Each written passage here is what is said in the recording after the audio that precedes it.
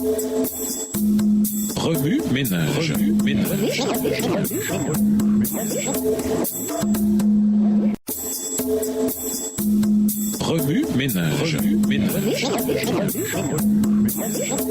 Bienvenue dans votre émission. Remue ménage. Nous voilà à la leçon de dimanche. Intérioriser les relations sexuelles préconjugales, c'est bien ou c'est mal? Les pasteurs qui s'occupent de la jeunesse ont ces conversations perpétuelles avec leurs jeunes adultes. S'ils étaient d'abord transformés en foire aux questions, puis intégrés dans un robot, on obtiendrait des pasteurs de la jeunesse androïdes sans les cheveux cool et la guitare sympa. Ces questions seraient les suivantes. C'est quoi le problème de et où est-il écrit dans la Bible qu'on ne peut pas? L'un des sujets les plus brûlants, ce sont les relations sexuelles avant le mariage. Où dans la Bible est-il dit qu'on ne peut pas avoir de relations sexuelles avant le mariage? Au premier coup d'œil, on ne trouve pas de commandement disant explicitement « mariez-vous avant d'avoir des relations sexuelles ». Mais en y regardant de plus près, on se rend compte que la Bible est claire. Cependant, avant de nous lancer dans cette étude, plutôt que de présupposer une attitude du ça y est, encore ce que la Bible nous interdit de faire, abordons ce sujet sacré avec l'hypothèse.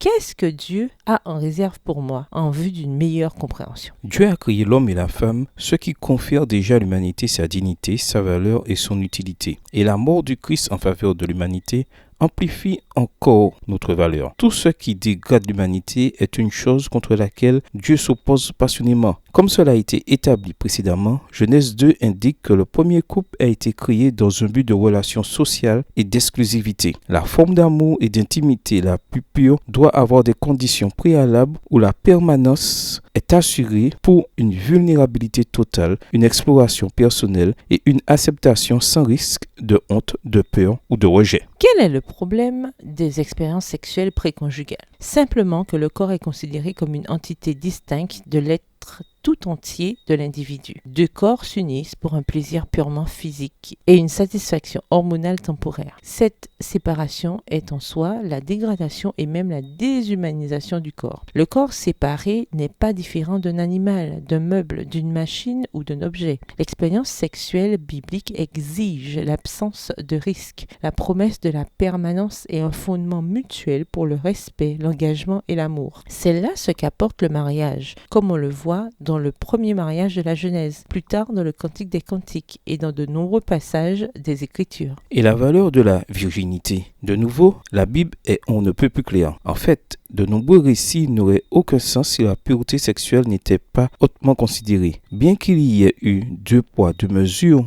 pour les hommes et les femmes dans différentes sociétés, la virginité des hommes et des femmes est valorisée. C'est Deutéronome 22, les versets 20 et 21, qui se rapproche le plus d'une interdiction flagrante des relations préconjugales. Le résultat étant la peine capitale si la situation n'était pas résolue dans le mariage. Doit-on conserver ces lois de l'Alliance? C'est là une toute autre question. Mais Dieu, lui, a clairement vu la valeur de la pureté sexuelle. Dans 1 Corinthiens 6, les versets 15 et 16, Paul condamne les expériences sexuelles préconjugales en tant que prostitution. Dans 1 Timothée 1, le verset 10, Hébreux 13, le verset 4, Éphésiens 5, le verset 3 et 1 Thessaloniciens 4, le verset 3, l'apôtre rejette l'adultère, la fornication et toute autre expérience sexuelle en dehors des fondements bibliques. Ce qui est commun à tous ces versets, c'est le thème général selon lequel Dieu est le Créateur et que sous la nouvelle bannière du Christ, en tant que Rédempteur, nous nous tournons vers lui pour obtenir des normes d'éthique sexuelle. La spiritualité n'est pas seulement reléguée à l'éphémère, elle a également un impact sur les mondes intellectuels, émotionnels, social et physique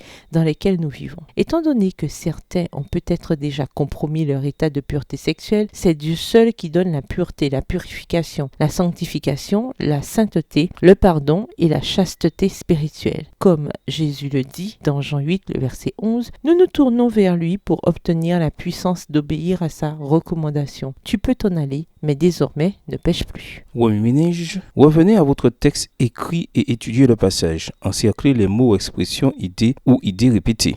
Soulignez les mots ou expressions qui sont importants et qui signifient quelque chose pour vous. Reliez par une flèche les mots ou expressions aux autres mots ou expressions associés ou connexes. Mémorisez votre verset préféré tiré de 1 Corinthiens 7, les versets 1 à 7. Écrivez-le plusieurs fois pour vous le rappeler plus facilement. Pourquoi la sexualité préconjugale est-elle si répandue? En quoi la norme biblique de la virginité diffère-t-elle de la double norme du monde? Au revoir. Et à demain si Dieu veut. Remue ménage. Remue ménage.